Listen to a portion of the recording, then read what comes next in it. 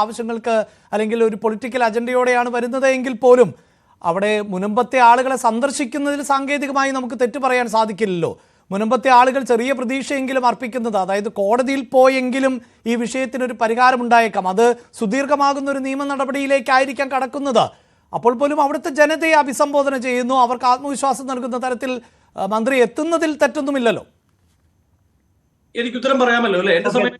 ജയസൂര്യൻ ദയവായി, ഞാൻ താങ്കളിലേക്ക് വരാം, ജയസൂര്യനിലേക്ക് വരാം. എന്താണ് അതിലെ പിഴവ് എന്ന് ഒന്ന് സൂചിപ്പിച്ചാൽ മതി അഡ്വക്കേറ്റ് വസന്ത്. അതായത് എന്റെ പ്രിയ സുഹൃത്ത്, എന്റെ നാട്ടുകാരൻ, കാലങ്ങളായുള്ള എന്റെ സുഹൃത്ത്, BJP ന്യൂനപക്ഷ മോർച്ചയുടെ ദേശീയ ഉപാധ്യക്ഷൻ തന്നെയായ ശ്രീ അഡ്വക്കേറ്റ് ജയസൂര്യൻ, അദ്ദേഹം BJPയുടെ പോഷക സംഘടനകളുടെ ദേശീയ ഉപാധ്യക്ഷനാണ്, ദേശീയ നേതാവ്, ഒരുപാട് പദവികൾ അലങ്കരിക്കുന്ന വ്യക്തിയാണ്. എല്ലാ ബഹുമാനവും നിലനിർത്തിക്കൊണ്ട് ഞാൻ അദ്ദേഹത്തോട് ചോദിക്കുന്നത്, മന്ത്രിയുടെ പ്രോട്ടോകോൾ പരിപാടികൾ എന്താണ് കേരളത്തിൽ വരുമ്പോൾ ഉള്ളത്? അദ്ദേഹം ഈ ചർച്ചയുടെ തുടക്കം തൊട്ട് ഈ സമയം വരെ സമർത്ഥിക്കാൻ ശ്രമിച്ചത് മുനമ്പത്തെ ജനതയെ ചില കാര്യങ്ങൾ ബോധ്യപ്പെടുത്താനാണ് മന്ത്രി വരുന്നത്. എന്ത് കാര്യങ്ങൾ?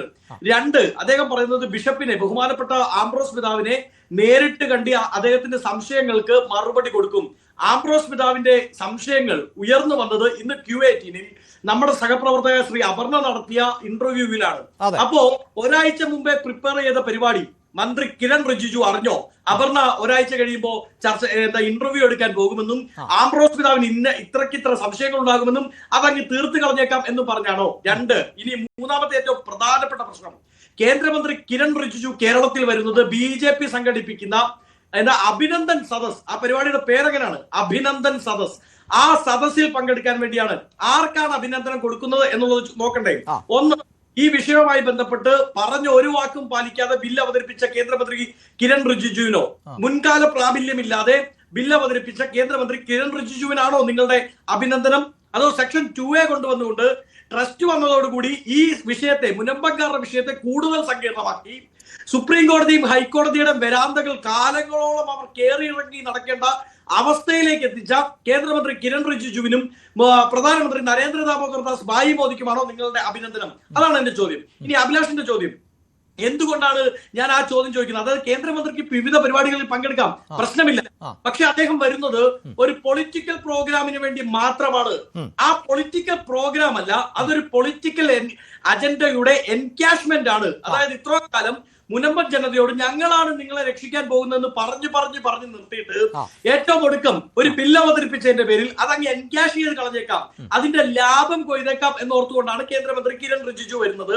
പക്ഷേ ബഹുമാനപ്പെട്ട ഹിസ് എക്സലൻസി ശ്രീ ആംബ്രോസ് പിതാവ് അടക്കമുള്ള ലത്തീൻ ജനതയ്ക്ക്, മുനമ്പൻ ജനതയ്ക്ക്, അവിടെയുള്ള ഹിന്ദുവിന്, ക്രിസ്ത്യാനിക്ക്, മുസൽമാന് ഈ വിഷയത്തിൽ കേന്ദ്ര സർക്കാരിനോ ഈ ബില്ല് കൊണ്ടോ യാതൊന്നും ചെയ്യാനില്ലെന്നും ഇത് ആരെ കാണിച്ചിട്ട് പട്ടിയാണെന്ന് പറഞ്ഞ് ഇവർ രാഷ്ട്രീയ ലാഭം കൊയ്യാൻ ഉത്തരേന്ത്യയിൽ ശ്രമിക്കുന്നത് പോലെ ഇവിടെ ശ്രമിച്ചതാണെന്നും ഇപ്പോൾ മനസ്സിലായി തുടങ്ങുന്നത് കാലത്തിന്റെ അവിടെ ഞാൻ താങ്കളോട് ഈ ചോദ്യം ചോദിക്കാനുണ്ടാകുന്ന കാരണം, ഏതാനും ദിവസങ്ങൾക്ക് മുമ്പ് അവിടേക്ക് കോൺഗ്രസ് നേതാക്കൾ എത്തേണ്ടതില്ല എന്ന തരത്തിൽ ഫ്ലെക്സുകൾ അടക്കമൊക്കെ രൂപപ്പെട്ടിരുന്നു, അവിടെ ഉയർന്നു വന്നിരുന്നു. അങ്ങനെ ഒരു സാഹചര്യം കൂടി ഉണ്ടായിരുന്നു. ഇതിപ്പോൾ സ്വാഭാവികമല്ല. ഇപ്പോൾ ആശാപ്രവർത്തകരുടെ സമരം സെക്രട്ടേറിയറ്റിന് മുന്നിൽ നടക്കുന്നുണ്ട്. അവിടെ എത്രയോ നേതാക്കൾ വന്നു പോകുന്നു. അവിടെ വസന്ത് തെങ്ങുംപള്ളിയുടെ പാർട്ടിയിൽപ്പെട്ട നേതാക്കൾ വന്നു പോകുന്നു. ഈ കഴിഞ്ഞ ദിവസം അവിടെ പൗരസംഗമം സംഘടിപ്പിക്കുന്നു. ഞാൻ പറഞ്ഞത് രാഷ്ട്രീയമായ ലക്ഷ്യമുണ്ടാകാം, അതില്ല എന്നല്ല. പക്ഷെ അങ്ങനെ വന്നു പോവുകയും ഈ വിഷയത്തിൽ കുറച്ച് ക്ലാരിറ്റി പ്രശ്നങ്ങൾ ഉണ്ടെങ്കിൽ അത് നടത്തുകയും ചെയ്തതിൽ പിശകെന്ത് എന്നുള്ളതായിരുന്നു. അല്ല ശ്രീ അഭിലാഷ്, 2 കാര്യങ്ങൾ. ഒന്ന്, അങ്ങ് പറയുന്നത് മുനമ്പത്ത് വെച്ച ഫ്ലെക്സിനെ പറ്റിയാണ്. കോൺഗ്രസ് നേതാക്കൾ ഇവിടേക്ക് വരണ്ട. ആരുടെ ഫ്ലെക്സ്? മുനമ്പൻ ജനത എന്ന് പറയുമ്പോൾ മുനമ്പത്തുള്ള എല്ലാ ജനതയുടെയും അല്ലെങ്കിൽ ഏറ്റവും മിനിമം 50+% അറിവോട് കൂടിയുള്ള ഫ്ലെക്സ് ആണോ? തലയും വാലും ഇല്ലാത്ത അപ്പനേതാ അപ്പൂപ്പനേതാ എന്നറിയാത്ത ഒരു ഫ്ലെക്സിന്റെ പേരിൽ കോൺഗ്രസിനെ കടന്നാക്രമിച്ചേക്കാമെന്ന് ആരും വിചാരിക്കേണ്ട. ഞങ്ങൾ കൃത്യമായ നിലപാട് എടുത്ത് സ്വീകരിച്ച് പറഞ്ഞ് പ്രവർത്തിക്കുന്നവരാണ്. മനസ്സിലായല്ലോ? കൃത്യമായ നിലപാട് എടുത്ത് പറഞ്ഞ് പ്രവർത്തിച്ച് നിലകൊള്ളുന്നവരാണ്. അതുകൊണ്ട് അപ്പൂപ്പനേതാ, തലയേതാ, വാലേതാ, വയറേതാ, കഴുത്തേതാ എന്നറിയാത്തൊരു ഫ്ലെക്സിന്റെ പേരിൽ ഞങ്ങളെ ഉമ്മാക്കി കാണിച്ച് പേടിപ്പിച്ചേക്കാം എന്ന് വിചാരിച്ചു. ഞാൻ താങ്കളിലേക്ക് വരാം. ശ്രീ PP ജോസഫ്, താങ്കൾ കുറച്ചു സമയമായി ഇത് ചർച്ച ശ്രദ്ധിച്ചുകൊണ്ടിരിക്കുക. ഞാൻ വരാം.